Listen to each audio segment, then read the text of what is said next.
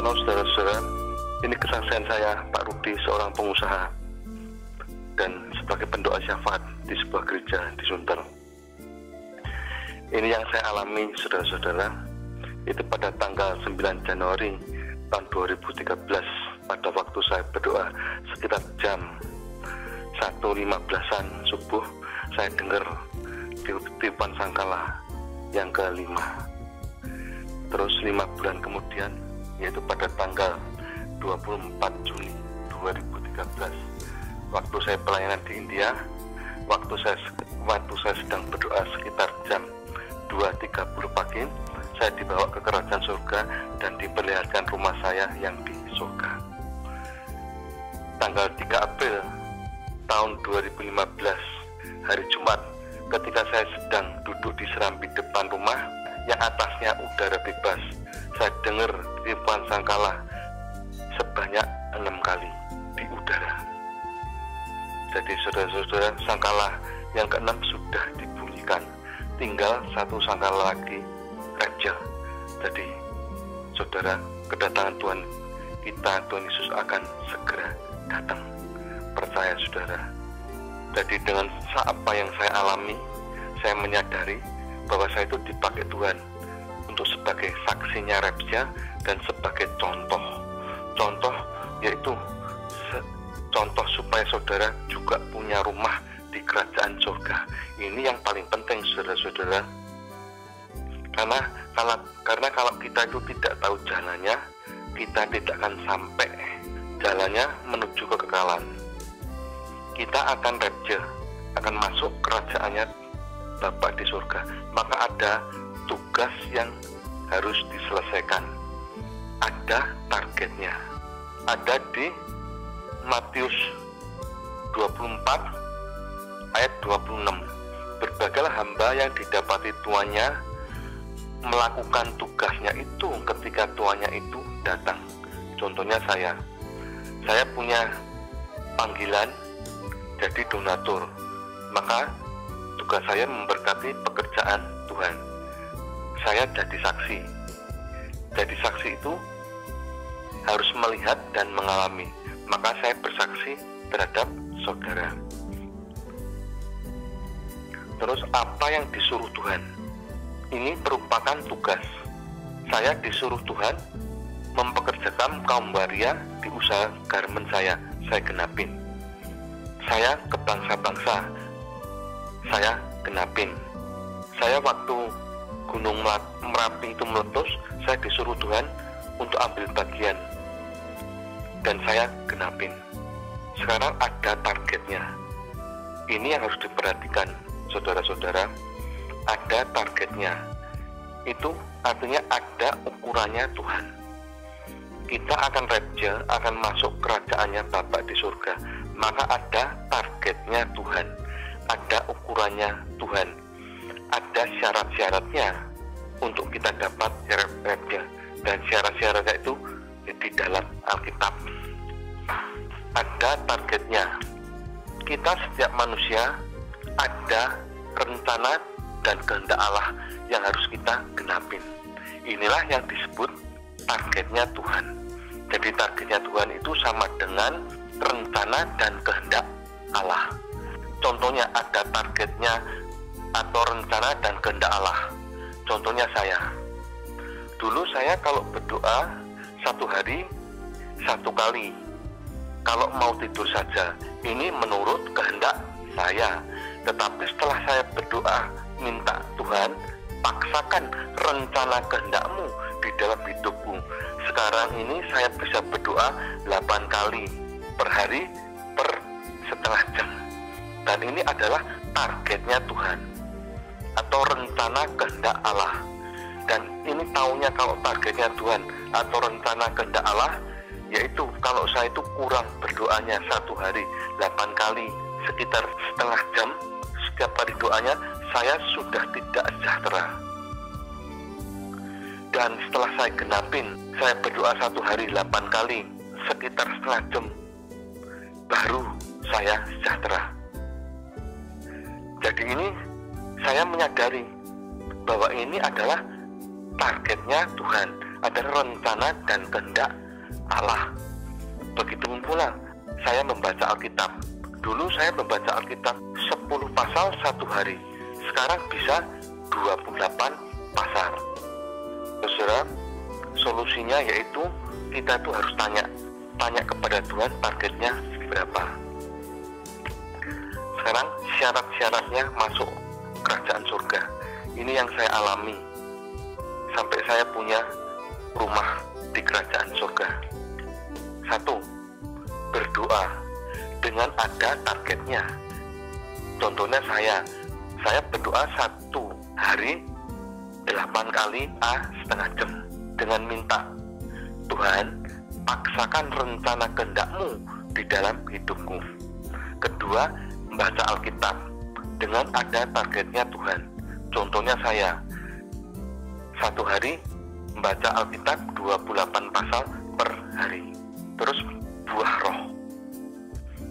roh yaitu perubahan karakter dari yang jelek jadi yang baik. Ini saya alami dengan banyak membaca Alkitab dan percaya. Kelemahan-kelemahan saya teratasi. Tadinya saya suka marah, sekarang tidak suka marah lagi. Dulunya pelit, sekarang mudah memberi.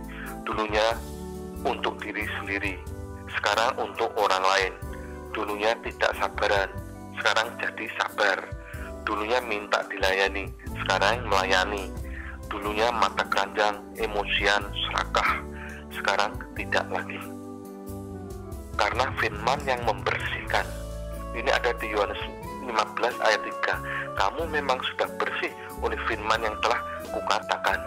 Karena buah roh adalah yang menyenangkan dan memuliakan Bapa di surga. Ini ada di Yohanes 15 ayat 8. Dalam hal ini Bapakku dipermuliakan, yaitu jika kamu berbuah banyak, dengan demikian kamu adalah murid-muridku. Karena kalau kita tidak berbuah, saudara-saudara, kita itu ditebang. Ini ada di Matius 3 ayat 10, Matius 7 ayat 19, dan Lukas 13 ayat 6 sampai 9.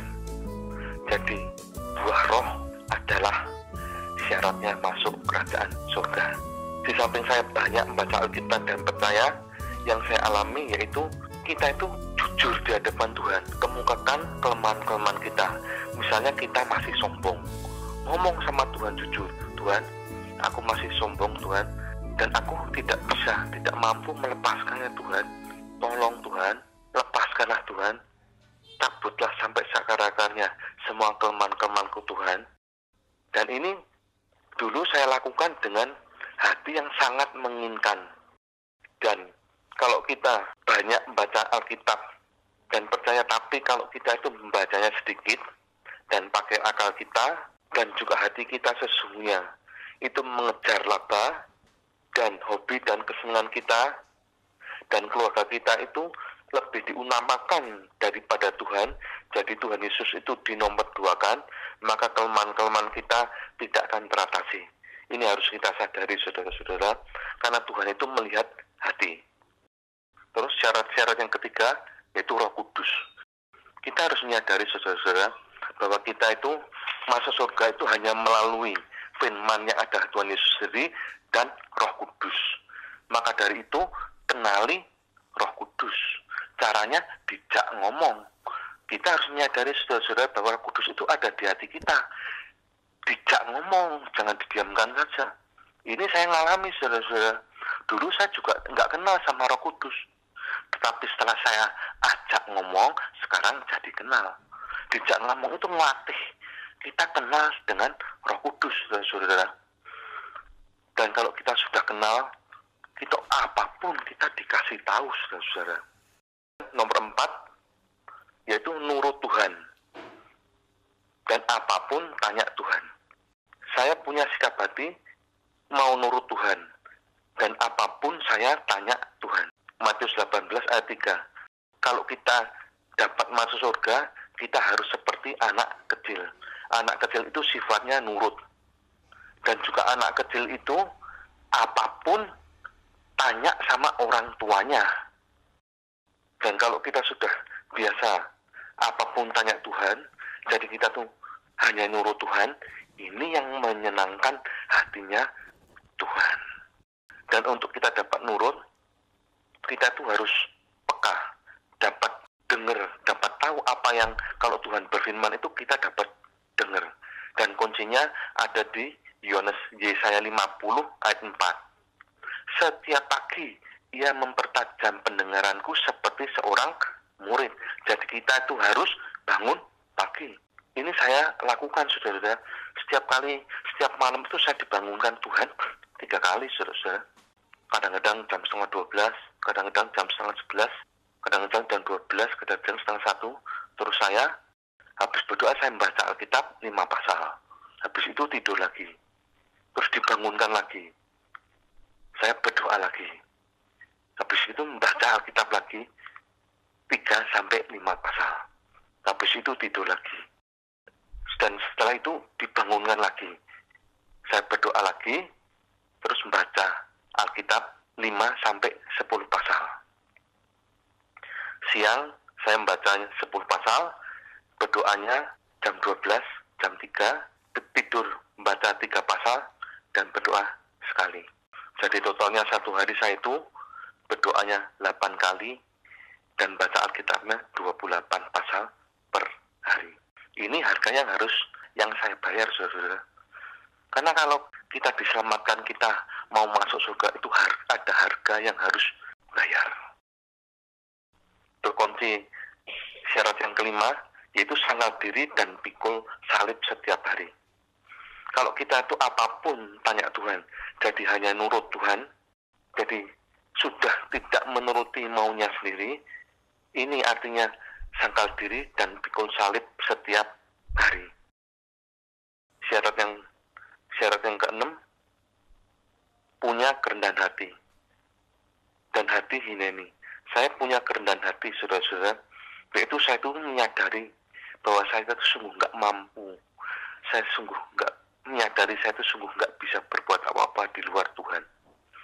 Saya merasa nggak punya apa-apa.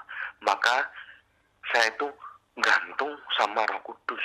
Saya tuh apapun tanya Roh Kudus. Saya merasa nggak mampu ini, saudara.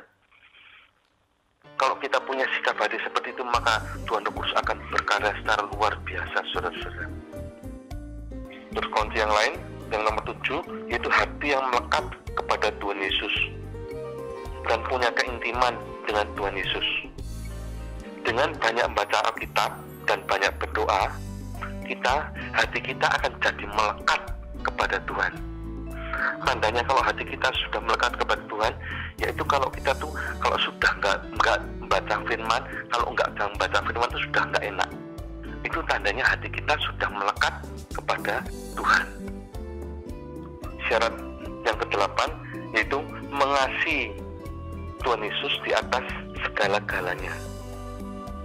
Solusinya minta Tuhan, buat aku mengasihimu di atas segala-galanya. Mengasihi Tuhan Yesus di atas segala-galanya yaitu mengutamakan Tuhan Yesus di atas segala-galanya. Karena kerajaan surga itu isinya adalah orang-orang yang mengasihi Tuhan Yesus. Terus syarat-syarat yang lain, mengampuni. Karena kalau kita tidak mengampuni, maka Bapa di surga tidak akan mengampuni kita. Terus tidak membenci. Karena kalau kita membenci atau kepahitan, itu kita seperti seorang pembunuh manusia. Terus bertobat dan minta ampun. Syarat yang lain, pelaku firman, percaya kepada Tuhan Yesus, beriman, punya iman kepada Tuhan Yesus, kekudusan, takut akan Tuhan, kenal dengan Tuhan, percaya dan dibaptis, setia dan adil. Jadi saudara-saudara, setelah dilihat target itu tuh sudah cukup, ukurannya Tuhan, baru kita boleh masuk kerajaannya. Ini saudara-saudara yang saya alami sehingga saya punya rumah di kerajaan surga. Tuhan Yesus memberkati.